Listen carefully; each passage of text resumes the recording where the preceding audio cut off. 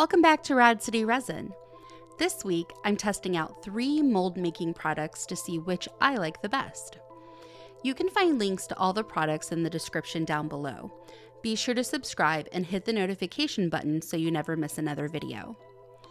I started my experiment with these mold making beads from Blue Moon Studio.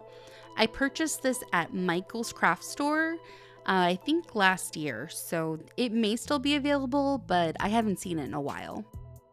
I made a video using this before. It's actually one of the first videos I ever made, and honestly, it didn't turn out very well.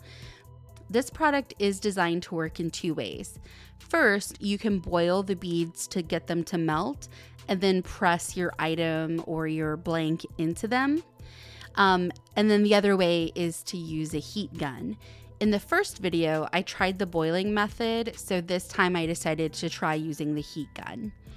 I had this brilliant idea of pouring them into a microwave-safe bowl, then turned the heat gun on kind of low, and then kind of just waved it over. But the heat was still way too hot, and it actually started to melt the bowl, and it even set my fire alarm off, so don't go that route. That was very dumb, and I do not recommend it. I put all of the silicone beads into a heat-safe glass bowl. I think this actually used to be a candle. And again, I turned the heat gun on low, and I let them melt. They kind of remind me of hot glue sticks, like they even smelled like it. And I wouldn't be surprised if that's actually just what this is, just the same material that hot glue sticks are made out of. They never fully melted, but they did get to a point where they were soft and pliable. And honestly, I just got really tired of holding this heavy heat gun, so I didn't want to keep doing it much longer. So I just pressed my crystal directly into the goop. Now, the instructions were not super clear on how long I was supposed to leave the crystal in the mold. So I just kind of waited until it cooled down a little bit. And when it was just warm to the touch, I tried taking the crystal out of the mold. But it actually started to, it was still a little bit warm. The material was still kind of goopy. And it actually stretched almost like a cheese pull when I tried to pull my crystal out. So I pushed the crystal back in and waited longer until it was completely cool. When I first pulled the crystal out, I was actually, genuinely excited because it looked like a true mold, even though some of the beads never really fully melted. One thing I did notice is that it was very, very rigid. It was hard to, it wasn't very flexible, didn't have any give, but I didn't think that would be an issue. So I poured in a little bit of UV resin to test it, and then I cured it using my UV lamp. And that's when I hit the issue. All capital letters, issue. My UV lamp actually heated the beads to the point that they got melty again, and I had a really hard time getting my resin piece out of the mold because of it. It looked pretty nice once I finally got it out, but you could tell that the mold kind of suffered some surface damage. When I tried using this mold again, the second go didn't look good at all. So overall, I think I would give this a 4 out of 10 because it did produce some nice detail, but the whole process was kind of a mess. And if I can't use my UV lamp to cure my UV resin in it, then it really doesn't have a place in my toolbox. So I would not buy this again, but I might remelt it and try it with something different, maybe some clay. The second product comes from Pixis on Amazon. Now, this is something that I've used for years. I actually used to buy this stuff when I would work with epoxy resin, and I always loved the fact that you could basically make a mold out of anything. I also love how quickly you can use it. There's no waiting hours and hours and hours for it to cure. So I usually will have some of this on hand. Now, this comes in 2 parts, a white putty and a blue putty. And you do this by taking equal parts of each, and then you mix it thoroughly until it's all a uniform color. And you want to work fast because you have a little bit of a limited working time before it starts to cure or harden. So I used that same crystal for this mold. I made sure to fully wrap the crystal as well as possible. And one thing that I forgot to think about is you don't want to allow your putty to get too thin at any, specific spot, because it's going to cure very thinly, and I'll show you what I mean here in a second. I let this set for about 30 minutes just to be safe, and then I took my crystal back out. You can see along the bottom here, the putty got really thin, and it's not too bad. Like I could seal it with some tape or something, but I think over time it will eventually wear away and break in this spot, and so that's going to be an issue.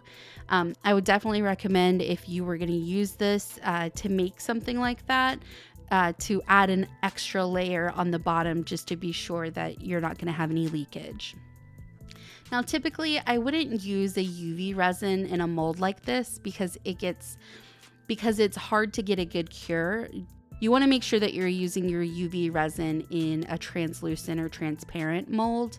But I thought if I went slowly and did very shallow layers that it would work. I made sure to cure each layer super, super well, and I kept the overall sample very thin. So it's a lot thinner than the other samples that I made.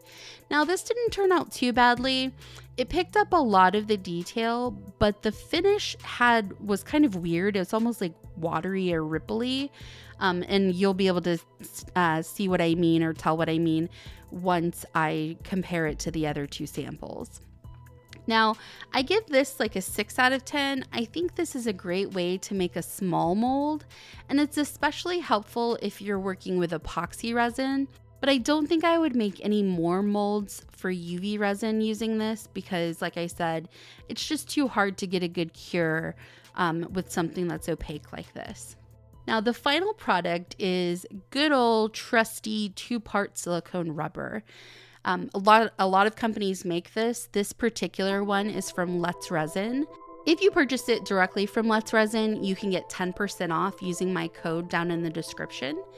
And listen, I'm a corporate trainer, so seeing some good instructional content in this box made me so happy. The instructions were pretty clear, and they included photos, which is always a plus. Once again, I used a small dish that was slightly bigger than my crystal. You want to make sure that you use enough resin to fully cover your piece, but you also don't want to have too much excess around your piece because that's kind of a waste of your mold making putty. I prepped my dish by placing a tiny dab of UV resin to the bottom of the bowl. Then I laid my crystal with the detailed side up. So whatever I want actually, to be impressed into the mold needs to be face up.